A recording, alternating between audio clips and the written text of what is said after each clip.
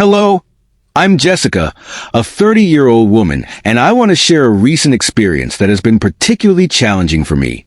A few months ago, I faced a difficult period with my husband and his family. While things have settled down somewhat, I'm still working through the emotions from that time. I believe that talking about it might help me in my healing process. To provide some context, let's rewind 3 years to when I made a significant decision to marry my boyfriend, Tyler. We had a wonderful relationship, having been together for 3 years before deciding to marry. Tyler, who was caring, fun, and loving, came from a wealthy family and had a good job. He often showered me with gifts and showed his affection through his generosity. Our shared love for travel helped strengthen our bond. My friends were thrilled for us and praised Tyler for his kindness. Despite his generosity, I sometimes felt uncomfortable with the financial disparity between us. For instance, when Tyler bought me a new laptop upon my college graduation, I felt uneasy about not being able to match his spending. I suggested that we at least split other expenses to keep things fair, but Tyler insisted on treating me, saying his friends did the same for their partners. Over time, I grew accustomed to this arrangement, though I continued to contribute as much as I could. When I secured a good job, we began sharing expenses more equally and even discussed moving in together. Tyler proposed that I move into the house he inherited from his grandfather, assuring me that we would split other costs to keep things fair. Although I was hesitant, he reassured me, and we began living together under the agreement to share financial responsibilities equitably. Things were going well until I met Tyler's family. They lived far away, and since Tyler was busy with work, I hosted them on my own. Tyler had warned me that they could be judgmental, but hadn't provided details. Despite my optimism, their arrival was less than warm. His mother, Martha, and sister, Teresa, seemed displeased from the start. Martha's disapproving comments included questions about whether I paid rent and accusations that I was mooching off Tyler, despite his reassurances that we split all other bills evenly. The situation grew more uncomfortable with each passing day. Teresa, who was married to a wealthy billionaire, seemed to look down on me, while Martha and Gabriel criticized my spending on makeup and skincare. They claimed I was financially irresponsible, a notion Tyler didn't dispute, and even reinforced by highlighting past instances where he felt I depended on him. Tyler justified his lavish spending as a necessity for maintaining his social status, rather than an expression of care.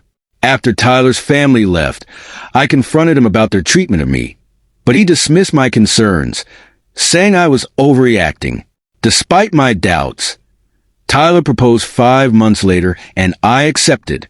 We planned our engagement party, sharing the costs. I ran a small side business that Tyler knew about but never took much interest in, and I was excited to cover the expenses for my extended family to attend the party. However, the criticisms continued. Martha accused me of draining Tyler's account and suggested that our wedding would end up being a backyard affair.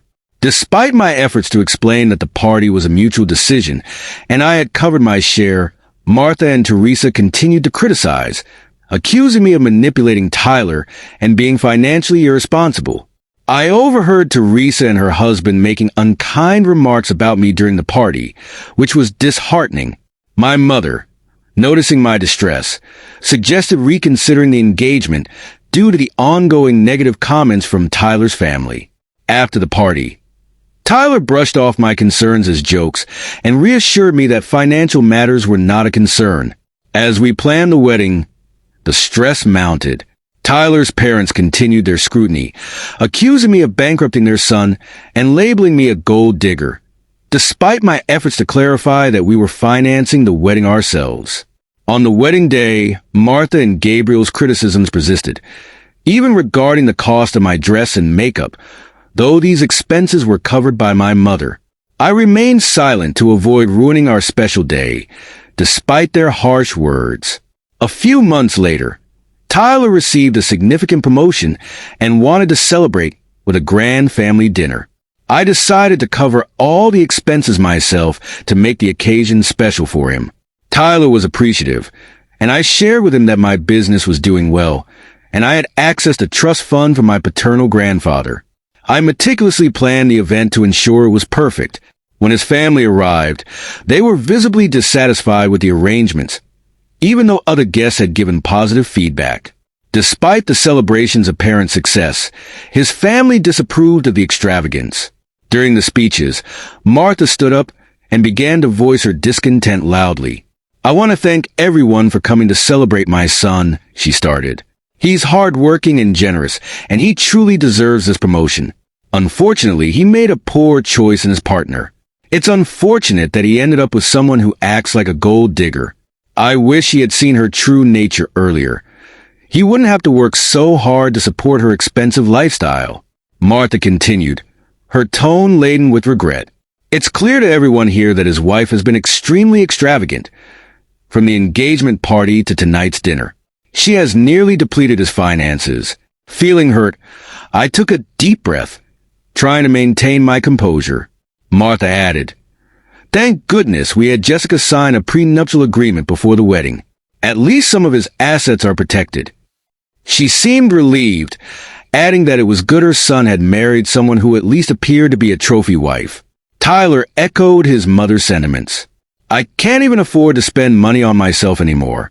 There's nothing left," he said. He called marrying me a mistake and compared me unfavorably to others. Shocked and frustrated, I finally spoke up. "Do you really think I'm a gold digger?" Tyler's response was harsh. "Your lifestyle is quite damaging to my bank account." Determined to clarify things, I said, "Since you all think I'm a gold digger, let me show you my bank balance." I revealed my financial independence to everyone present, and the room fell silent in disbelief. Martha then accused me of stealing my husband's money. Tyler suspiciously added that I must have taken it from him. Frustrated but remaining calm, I explained, "I don't need to steal money from your son. This is all from my own efforts. I recently accessed a trust fund from my grandfather and planned to use it to buy a bigger house for us. But now, that seems unlikely." Despite my explanation, Tyler suggested we could still buy the house as a wonderful gift, but I firmly refused. "This is not happening.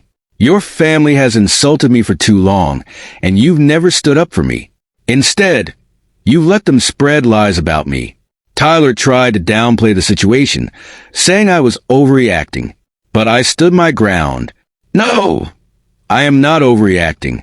Everyone here knows what your family has been calling me. They were present when you allowed them to insult me during our engagement party." I reached my breaking point and declared, "I want a divorce." Tyler tried to plead with me, but my mother intervened, saying, "You never defended my daughter. It's time she ends this toxic relationship." We left the party, leaving behind a crowd of stunned guests. Resolved in my decision, I moved out of our home and stayed with my mom for comfort. The next day, I contacted my cousin, a lawyer, to begin the divorce process. With the prenuptial agreement in place, it was straightforward, and I didn't have to share my assets with Tyler. The situation escalated when Tyler and his family came to my mom's house, demanding to talk. My mom stood firm and told them to leave. Tyler continued to contact me, alternating between apologies and threats. I saved all his messages, prepared to file a restraining order if necessary.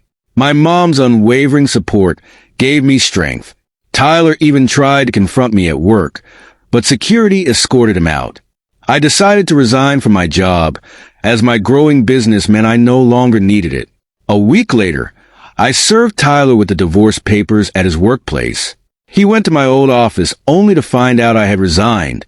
My former colleagues reported that he kept sending flowers and gifts to my mom's house, which we returned. The harassment made me consider relocating, and with my mom's encouragement, I found a new house in another state, a sanctuary away from my ex. As I awaited the finalization of the divorce, the judge ensured the process was smooth thanks to the prenuptial agreement. During the 5 months of our separation, I focused on healing and preparing for a new chapter in my life. I settled into my new home and changed my number to avoid Tyler's messages.